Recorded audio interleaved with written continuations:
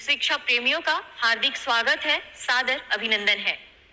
शिक्षा की बात हर शनिवार आप सभी शिक्षकों के सवालों को मंच देता है और उन्हीं सवालों के जवाब के साथ हमारे बीच एक बार फिर उपस्थित है शिक्षा विभाग के अपर मुख्य सचिव doctor S Siddharth sir. Sir बहुत बहुत स्वागत है। सर आज का जो हमारा सबसे पहला सवाल है निधि कुमारी किशनगंज से, कहती हैं सर शिक्षा की बात से तो हमें बहुत सारी जानकारियां मिलती रहती हैं, पर कभी कभी तुरंत के तुरंत हमें कुछ जानकारियां चाहिए होती है। ऐसे में हम आपको तुरंत ही व्हाट्सएप करते हैं, कभी कभी कॉल भी कर देते हैं। सर उसका मुझे कुछ पता नहीं चलता है, कृपया बताएं कि उस मैसेज का क्या होता है। देखिए, मैं देखता तो सभी हूँ, मैसेज है, कॉल है और बड़ी संख्या में आते हैं और कभी कभी एक एक घंटे में 50 मैसेज और 50 कॉल भी आ जाते हैं। बहुत सारे लोग ट्रांसफर पोस्टिंग के बारे में पूछते हैं, कुछ लोग मिड डे मील की शिकायत करते हैं और विभिन्न प्रकार के इश्यूज के बारे में लोग बोलते हैं। लेकिन देखिए, किसी चैनल को फ्लड कर देना और किसी चैनल में इतने सारे मैसेजेस एक साथ भेजना, उससे क्या होता है कि उसका फिर कंप्लायंस का भी इश्यूज हो जाता है। हम लोगों ने एक ग्रीवांस हैंडलिंग सिस्टम बनाया था, आपको याद होगा, मैं पिछली बार भी मैंने कहा कि आप उसमें पोस्ट करिए, उसको मैं रोज सुबह और शाम देखता हूँ और देखता हूँ क्या कार्रवाई होती है। अगर आप व्हाट्सएप, अगर आज जैसे आपने 9 बजे मुझे किया, 11 बजे होते होते वो आपका 150वां मैसेज हो जाएगा, मतलब वो इतना नीचे चला जाएगा कि उस मैसेज का अहमियत और उसके उस पर कोई ध्यान ही नहीं जाएगा मेरा, क्योंकि हर घंटे 50 मैसेज, 60 मैसेज, 100 मैसेज आते हैं, कॉल भी बहुत आते हैं और सारे अननोन नंबर से ही आते हैं। जैसे आप देखते हैं टीचर लोगों का सारे अननोन रहता है। मैं कभी कभी मैं सबको नोट करता हूँ और मेरा कार्यालय कॉल बैक करता है और मेरा बस यही अनुरोध है, मैं ज़रूर सभी टीचर से 1-to-1 संपर्क में रहना चाहता हूँ, किंतु जो सबसे आपातकालीन वाले इश्यूज हैं, कभी कभी बहुत आपातकालीन स्थिति में भी टीचर्स फ़ोन करते हैं और मैसेज करते हैं, उस मैसेज को तो बहुत ध्यान से देखता हूँ। मतलब कोई टीचर कोई क्राइसिस में है या उसको विशेष समस्या है, लेकिन रूटीन में अगर आप पूछने लग जाएं कि मेरा ट्रांसफर कब हुआ, मेरा क्या हुआ, मेरा इस आवेदन का क्या हुआ, मेरा HRMS ऑनबोर्डिंग नहीं हुआ, मेरा पैन ठीक नहीं हुआ, तो वो सब मैसेजेस जो हैं वो टेक्निकली हम उम्मीद करते हैं कि वो हमारे जो ग्रीवांस हैंडलिंग पोर्टल है उसके माध्यम से प्राप्त हो, ताकि मेरा ऑफिसर भी देख सके, मैं भी देखूंगा, वो भी देखेंगे और समाधान करूं। लेकिन क्राइसिस जरूर, कोई क्राइसिस हो तो वो तो मैं देखता ही हूँ। बहुत बार आया है, बहुत बार क्राइसिस वाले मैसेजेस आए हैं और उस पर हम लोगों ने ध्यान दिया है, बट बहुत ध्यान रखना पड़ता है कि पता चला वो क्राइसिस वाला मैसेज पहुंच गया 250 मैसेज पे और जो साधारण या रूटीन मैसेज जो है वो चले जा रहे हैं। सरकारी नंबर है, सब जगह सबको पता तो चल ही जाता है, किंतु थोड़ा कौन सा मैसेज किस चैनल में भेजना हो और कौन सा मैसेज किस मतलब संपर्क कार्यालय में भेजे जाएं, वो थोड़ा ध्यान रखना चाहिए। और आपको पता होगा, मैंने इवन जो वेतन की बात हुई, बहुत सारे लोग के HRMS पैन नंबर और कि 2 महीने से मुझे वेतन नहीं मिला, मेरा पैन नंबर ठीक नहीं हुआ, तो हम लोगों ने ये भी कहा कि भाई ये सब DO का काम है और DO नहीं अगर करेंगे तो वो अपना वेतन नहीं निकालेंगे और उनके पूरे कार्यालय का वेतन नहीं निकलेगा। ऐसा नहीं कि मैंने कहा पूरे के पूरे शिक्षा जो व्यवस्था है, जो क्लर्क्स हैं, जो हमारे ऑफिसर्स हैं, किसी का वेतन नहीं निकलेगा और टीचर का वेतन निकलेगा। इसलिए थोड़ा इस पर टीचर लोगों को ध्यान देना चाहिए और वही मैसेज भेजें जो आपको लगता है कि बहुत क्राइसिस है और ACS का ध्यान इमीडिएटली इस पर होना चाहिए। और usually most of the messages मैं फॉरवर्ड कर देता हूँ अपने ऑफिसर्स को और बहुतों को कॉल बैक भी आता होगा, सब लोग देखते होंगे, बट चैनल अप्रोप्रिएट चैनल होगा कि आप ग्रीवांस हैंडलिंग जो पोर्टल है उस पर आप पोस्ट करें। सर दूसरा सवाल स्मिता श्री, उत्क्रमित उच्चतर माध्यमिक विद्यालय असुरारी बरौनी बेगूसराय से। सर मैंने अनुभव किया है कि कक्षा में गहन प्रयास करने के बाद भी यथेष्ट आउटपुट विद्यार्थियों के लर्निंग के रूप में नहीं मिलता है। विश्लेषण करने पर मैंने पाया कि सबसे बड़ी खोट बच्चों की लगातार अनुपस्थिति या फिर अनियमित अनुपस्थिति है, जिससे वो पाठ में सिखाए गए विषयों को क्रम में नहीं ले पाते हैं और न ही सजगता से स्मरण में संग्रहित कर पाते हैं। हम सर्व शिक्षा लागू करने के चौथाई दशक आगे आ चुके हैं और 86वें संविधान संशोधन में बच्चों को शिक्षा दिलाने को मौलिक कर्तव्य के रूप में रखने के बावजूद अभी तक अभिभावकों की इसके लिए कोई जिम्मेदारी नहीं तय कर पाए हैं। क्या मैं उम्मीद कर सकती हूँ कि गुणवत्तापूर्ण शिक्षा के लिए आपके प्रयासों में आप इस संबंधित कोई निर्देश देंगे जिससे विद्यालय के हाथ सशक्त हो और अधिगम आउटपुट बढ़े? देखिए, अगर आप किसी सरकारी व्यवस्था में, तो सरकारी स्कूल है और प्राइवेट स्कूल भी आप देखते होंगे, और अगर कोई स्टूडेंट प्राइवेट स्कूल में लगातार अनुपस्थित होता है और अनियमित है, उसको चिट्ठी उसके माता पिता को भेज देते हैं कि भाई आपके टीचर, आपके जो स्टूडेंट है और आपके जो छात्र छात्रा है उनको स्कूल से बाहर निकाल देंगे। यह व्यवस्था आपके पेरेंट टीचर मीटिंग में और आपको भी है। मतलब अगर आप उसको नोटिस देंगे कि आप अपने बच्चे को लगातार नियमित नहीं आएंगे, तो हम उस स्टूडेंट को हम लोग स्कूल से निकाल देंगे, अनलेस एंड अनटिल कोई विशेष व्यवस्था। ये व्यवस्था आज भी हेडमास्टर के पास है और आज भी क्लास टीचर के पास है। ये हम लोगों ने ना ही उनसे लिया है। और यह भी मैंने देखा है कि बहुत सारे बच्चे सरकारी स्कूल में नामांकन करते हैं और ट्यूशन में चले जाते हैं। क्योंकि हाल ही में मैंने एक देखा था, तो यह बिल्कुल इलीगल है और अनियमित है।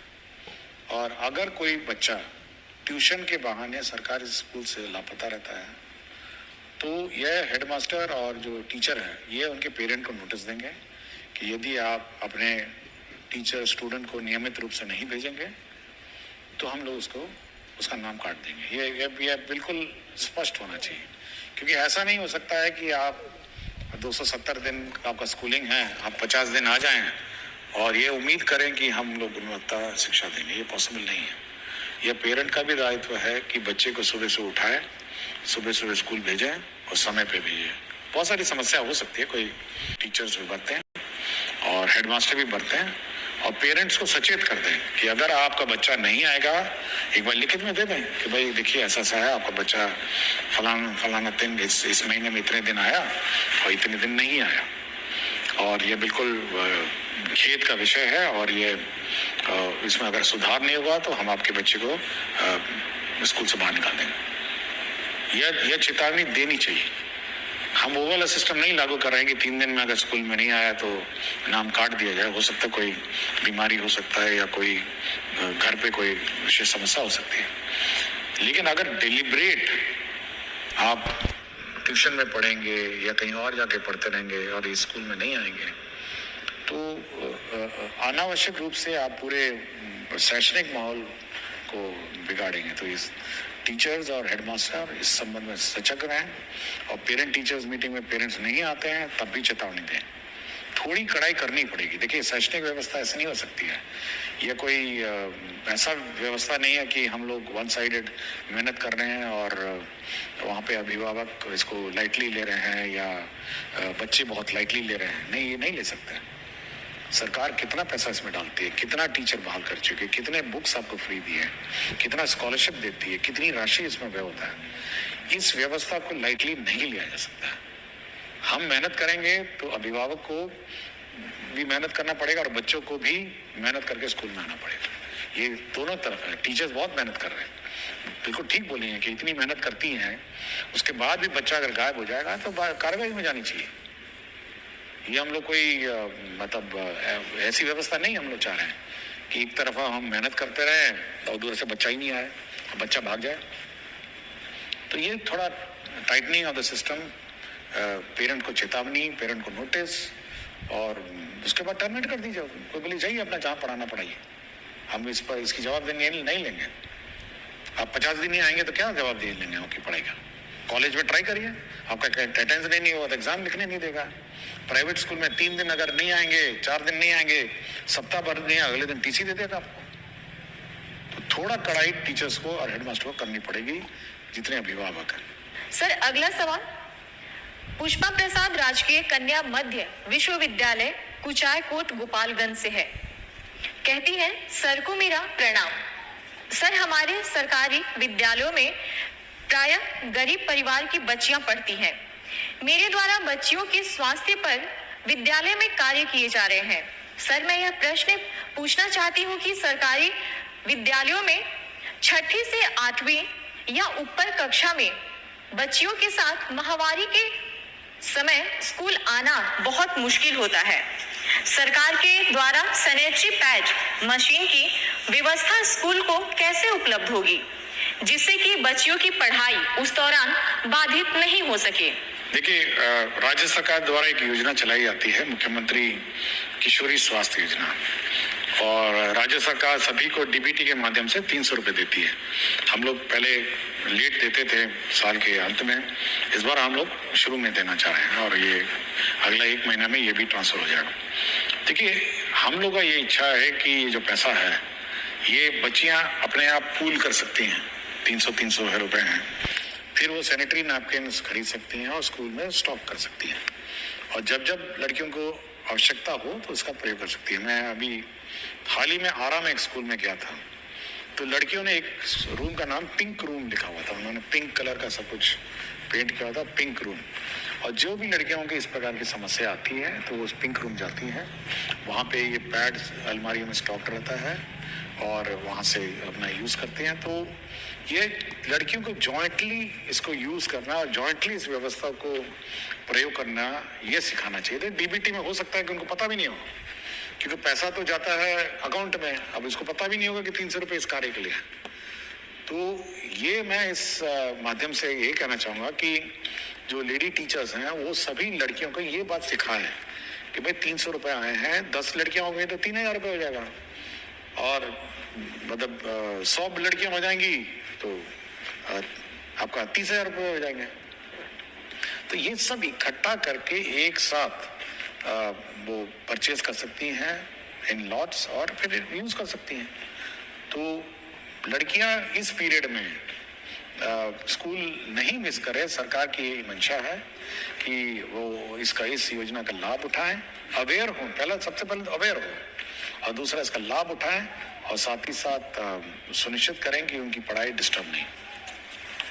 सर अगला सवाल अंकित कुमार करते हैं, मैं एसीए सर से ये कहना चाहता हूँ कि आप स्कूल के साथ साथ बच्चों को जेईई नीट लेवल के लिए स्पेशल टीचर को लाया जाए, जिससे बिहार के ज्यादा से ज्यादा बच्चा आईआईटी और एम्स में जा सके। देखिए, हम लोग मैंने पिछले शायद एक एपिसोड से पहले मैंने कहा था कि हम लोग ऑनलाइन कोर्सेज चलाने की कार्रवाई कर रहे हैं और जल्दी ही ऑनलाइन इस कोर्सेज शुरू करेंगे, और जो भी बच्चे हैं, जो मेरिटोरियस बच्चे हैं, वो इस ऑनलाइन में एनरोल होंगे और प्रश्न भी पूछ सकते हैं और क्वेश्चन भी कर सकते हैं। ये हम लोग ऑन जॉब हैं, तो थोड़ा हमको समय लग रहा है क्योंकि ये नई व्यवस्था है, तो इसको हम लोग शुरू करेंगे। पहले सबसे पहले तो हम लोग जो मेरिटोरियस स्टूडेंट हैं उसको आइडेंटिफाई करेंगे और एनरोल करेंगे। अगला सवाल श्रीकांत विद्यालय अध्यापक उच्च माध्यमिक विद्यालय टांडा पर शेखपुरा से, सर को सादर प्रणाम। निवेदन पूर्वक कहना है कि शिक्षण मजेदार जॉब तो है, परंतु विद्यालय पाठ्यक्रम करते करते शिक्षक मानसिक रूप से बर्नआउट हो जाते हैं। पूर्व में इस बर्नआउट के उपचार स्वरूप संकुल, बीआरसी एवं जिला स्तर पर कई तरह के प्रशिक्षण की व्यवस्था थी। वह चाहे 1, 2 अथवा 5 दिवसीय ही होती थी, पर उससे शिक्षक तरोताजा, नयापन एवं उत्साहित महसूस करते थे। मेरा सवाल है कि शिक्षकों को बर्नआउट होने से बचाने के लिए वर्तमान में सरकार की क्या योजना है? देखिए, अगर मतलब आप कार्य को किस प्रकार लेते हैं उस पर आपकी मानसिक स्थिति पर प्रभाव पड़ता है। मैं भी 3 डिपार्टमेंट के प्रभार हूँ। शिक्षा विभाग का मेरा अतिरिक्त प्रभार है, मूल प्रभार मेरा मुख्यमंत्री का प्रधान सचिव का प्रभार है, और मंत्रिमंडल सचिवालय भी मेरे प्रभार में। आज ही मतलब कल ही मेरी आप देखे होंगे कि मंत्रिमंडल की बैठक हुई। उसके बाद देखिए, अब यह है कि इस पूरे कार्य को बैलेंस करता हूँ मैं, और मेरा अपना मानना है, मतलब समय तो मुझे मिलता भी नहीं है, मतलब इधर से उस कार्यालय से उस कार्यालय, लेकिन अगर आप अपने कार्य को एंजॉय नहीं करेंगे, मतलब आपको मतलब उसको एंजॉयमेंट के रूप में ले लेंगे, तो आपको लगेगा कि ये बड़ा बोझ है, मतलब आपको लगेगा नहीं बहुत ही हेवी वर्क है, और आपको फिर बर्नआउट वाली स्थिति आ जाएगी। देखिए, आप डील करते हैं बच्चों को, मतलब आप एक लॉट जो है ना, हम तो बहुत ही मैच्योर लोगों को डील करते हैं, हम टीचर्स को है, मेरे क्लर्क्स हैं, ऑफिसर्स हैं, तो इनसे मेरा संपर्क रहता है। लेकिन आप सोचते हैं वो चहचहाते बच्चे जो हैं, जो सीखने की ललक है, तो आप उसमें इन्वॉल्व जब हो जाएंगे ना, तो आपको बर्नआउट की व्यवस्था मतलब नहीं लगेगी। आप मतलब आप बोर हो रहे हैं, ठीक है, आप एक रूटीन जो कैलेंडर है, routine way of teaching, teaching के रूटीन में बदलाव कर लीजिए, थोड़ा FLN किट लाइए, कुछ प्लेइंग मोड से करिए, और कुछ बच्चों को इन्वॉल्व करके लर्निंग मोड के मतलब डेवलप करिए।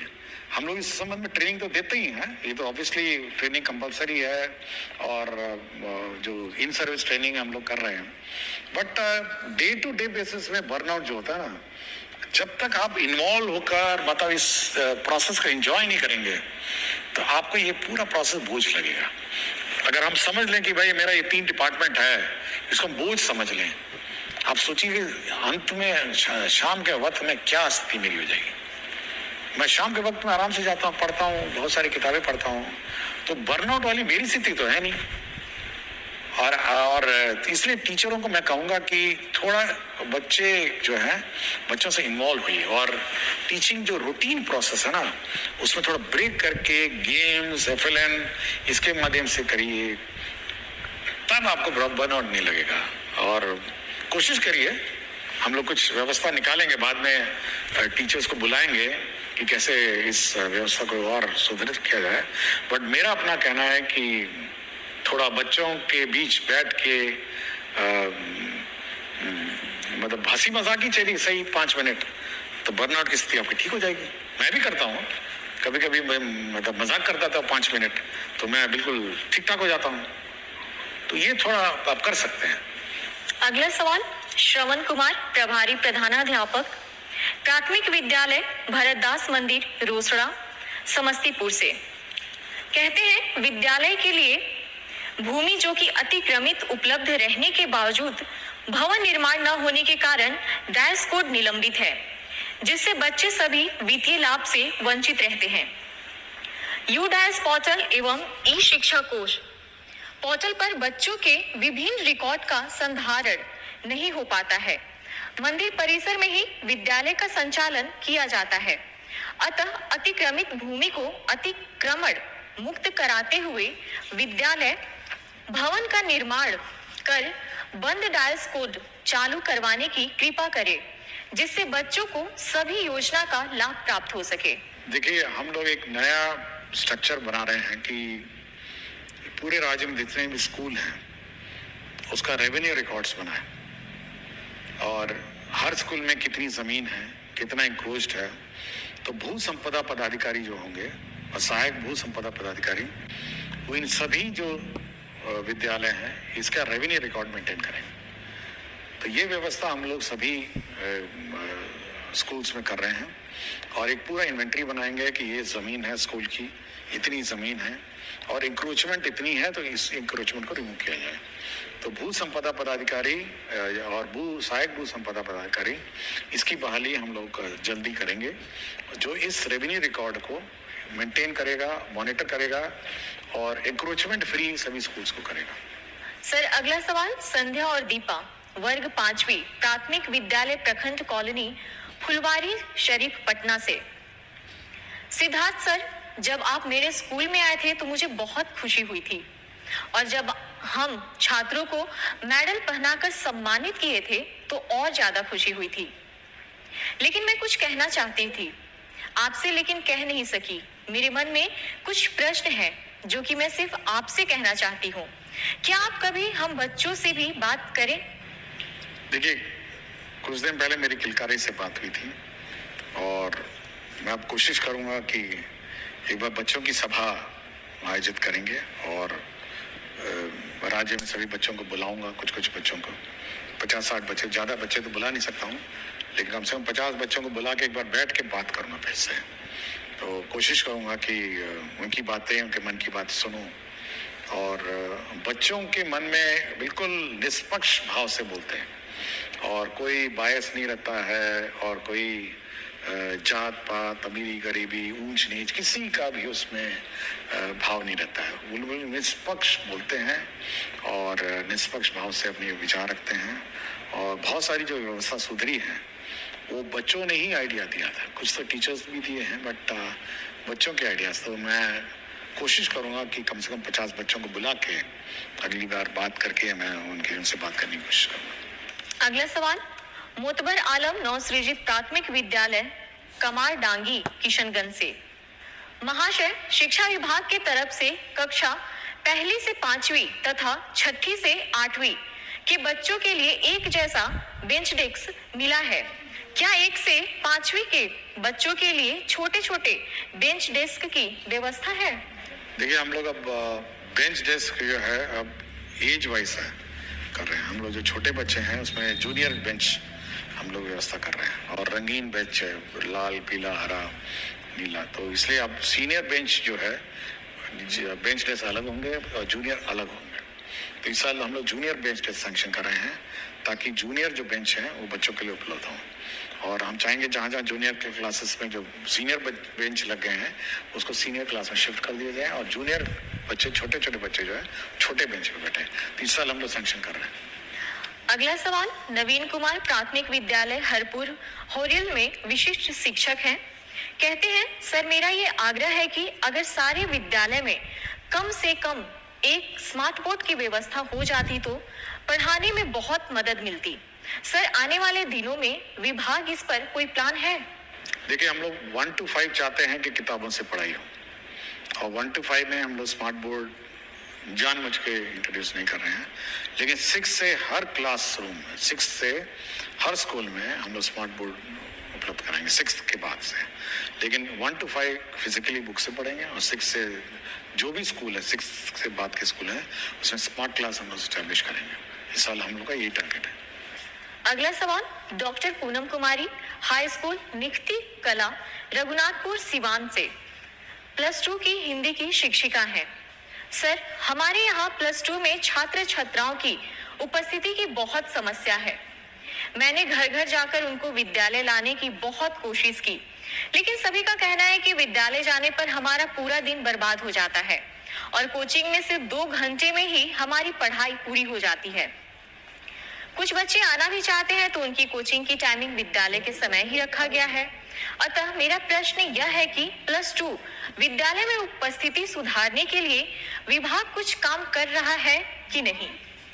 देखिए, हम लोग बहुत ही स्पष्ट है कि कोचिंग इंस्टीट्यूट में जो विद्यालय में जाते हुए बच्चे हैं वो विद्यालय के समय उसको नहीं खोल सकते। ये बहुत ही सख्त निर्देश है कि आप टीचिंग आवर, जब बच्चे स्कूल जाते हैं उस समय आप उन बच्चों का उपस्थिति कोचिंग सेंटर्स में नहीं होगा। और यदि कोई स्कूल में एनरोल्ड बच्चा अगर कोचिंग सेंटर में पाया जाएगा उस विद्यालय की अवधि में, तो उस कोचिंग सेंटर पे कार्रवाई हो जाएगी। ये बहुत ही स्पष्ट है।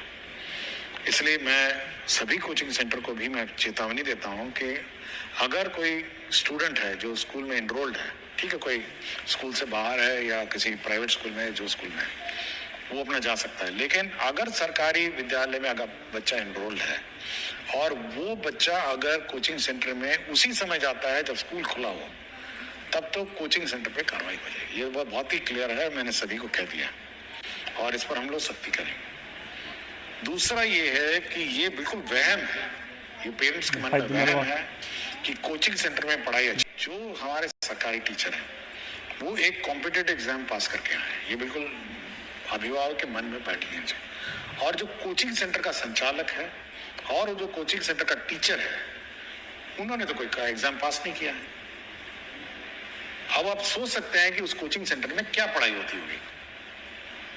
तो यह अभिभावक को सोचना है कि भाई इस प्रकार की व्यवस्था में वो जो ठूस के मतलब हम देखे हैं कि जो कोचिंग सेंटर मैंने देखा है मधुबनी में मेन गली में मैंने देखा था कि 12 फीट बाय 12 फीट के कमरे में ठूस के भरा हुआ है और कुछ कोचिंग सेंटर तो 500 हजार लोगों को बैठा के पढ़ाते हैं। पता नहीं क्या व्यवस्था, क्या पढ़ाते होंगे पता नहीं, और पढ़ते भी हैं नहीं पढ़ते हैं और क्या व्यवस्था है, मैं बड़ा हैरान हूँ।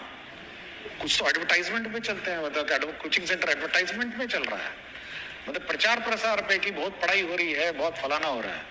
लेकिन मेरा मानना है, देखिए हम भी पढ़े हुए हैं, मैं तो IIT का हूँ, अहमदाबाद में MBA किया हूँ, PhD हूँ, लेकिन मेरा अपना मानना है कि जो शिक्षा स्कूल में मिलती है वो किसी भी हालत में आपका कोचिंग सेंटर में नहीं मिलेगी।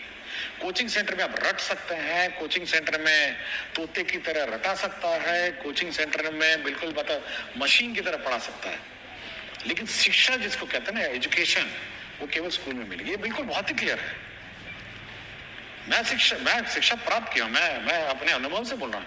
मैं IIT किसी कोचिंग सेंटर में पढ़ के नहीं गया था, मैंने अपनी किताबें पढ़ी, स्कूल के जाता था। IIM अहमदाबाद में मैनेजमेंट किया, मैं कोई कोचिंग सेंटर में थोड़ा गया। IAS में कोचिंग सेंटर में नहीं गया, सोचिए। IAS में मैं अपने घर जाता था, घर में बैठा पढ़ाई किया, पास हो गया। कोचिंग सेंटर पर बच्चों को भेजना ये केवल एक मतलब ये केवल एक मतलब दिमाग में बैठ गया है कि भाई कोचिंग सेंटर में पढ़ाई होती है। और कभी कभी मैं देखता हूँ, मतलब यूट्यूब में कभी देखता हूँ, मतलब प्रचार कर रहे हैं, ऐसे प्रचार कर रहे हैं जैसे कोई कोचिंग सेंटर में भर्ती करा दीजिए तो आपका बच्चा पढ़ लेगा, और ये बिल्कुल गलत फहमी है। तो मैं ये कहूंगा अभिभावक से, भाई आपको बाद में पढ़ाना, जब पढ़ाना पढ़ाइए ना, आप स्कूल आवर के बाद पढ़ाइए, स्कूल शाम को जाके पढ़ाइए ना, 2 घंटा 3 घंटा जाइए पढ़ाइए, मुझे कोई प्रॉब्लम नहीं, लेकिन स्कूल आवर में जो बेसिक शिक्षा है वो ग्रहण करना पड़ेगा। और उस समय उस बच्चे को अगर कोचिंग सेंटर में भेजेंगे और कोचिंग सेंटर उसको एडमिट कर लेगा तो कोचिंग सेंटर पे कार्रवाई हो जाएगी। और मैंने पहले भी कहा था, अभी आज कार्यक्रम से पहले कहा कि टीचर और हेडमास्टर नोटिस दे दीजिए कि अगर आपको इतना ही रुचि है और इतना ही आपकी इच्छा है कि बच्चा कोचिंग सेंटर में पढ़े तो पढ़े, वहीं जाकर पढ़े। आपको लगता है, देखिए अभिभावक is the first the most important जज ऑफ स्टूडेंट। उसको लगता है कि मेरा बच्चा कोचिंग सेंटर में ही ज्ञान प्राप्त करेगा तो वहीं ज्ञान से, आप स्कूल से उसका नाम काट दीजिए। तो ये बिल्कुल सख्ती होनी चाहिए। और हम लोग को यूनिवर्सल एजुकेशन और RT में ये है कि हर बच्चे को शिक्षा देने का कर्तव्य सरकार का है।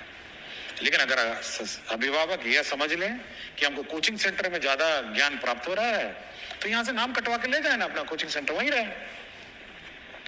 आप क्यों यहाँ पे हम लोग का समय व्यर्थ करें? जो बच गए हैं उनको अच्छा पढ़ाया जाएगा। तो ये थोड़ी सख्ती करनी पड़ेगी, बोथ इन कोचिंग सेंटर्स और बोथ स्कूल में भी, कि बच्चे स्कूल में आए, समय पे पढ़ें और समय पे पढ़ाया जाए। सर, आज का आखिरी सवाल सोनू कुमार, टीचर UMS सुल्तानपुर, कक्षा 9वीं और 10वीं भागलपुर से। सर, BPSC टीचर रिक्रूटमेंट के लिए जो नियमावली 2023 में बनाई गई है उसमें BPSC शिक्षक जो अब राज्य कर्मी है उनको मिलने वाली किसी भी प्रकार के लीव्स या जिक्र नहीं है, जिससे टीचर्स को कोई प्रॉपर जानकारी नहीं हो पा रही है अपने लीव्स और उनके रूल्स के बारे में। अतः आपसे रिक्वेस्ट है कि अगर हो सके तो इसके विषय में विभाग की तरफ से एक लीव रूल और उसके प्रोसेस के बारे में कोई नोटिस या गाइडलाइंस इशू करवा दें, क्योंकि इन छोटी छोटी चीजों की जानकारी का अभाव होने के कारण HT या HM या BEO के द्वारा टीचर्स को परेशान होना पड़ता है। देखिए, हम लोगों ने गाइडलाइंस फ्रेम कर लिए और मेरे ख्याल से मैंने पिछले बारे में ही कहा था कि किस प्रकार की छुट्टी किस प्रकार के टीचर्स को कब मिलेगी। बिल्कुल पूरा गाइडलाइंस है, बन गया है।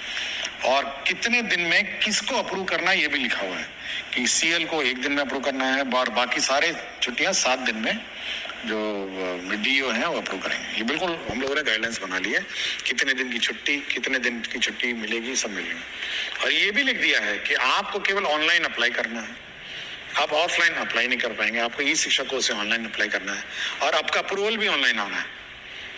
अगर 7 दिन में डीईओ और हेडमास्टर ने निर्णय नहीं लिया, मतलब डीओ ने 7 दिन, सीएल तो एक ही दिन का है, उसी दिन अप्रूव होना है। अगर 7 दिन में डीओ ने निर्णय नहीं लिया तो वो छुट्टी मानी जाएगी, अप्रूव्ड मानी जाएगी, मतलब डिफॉल्ट।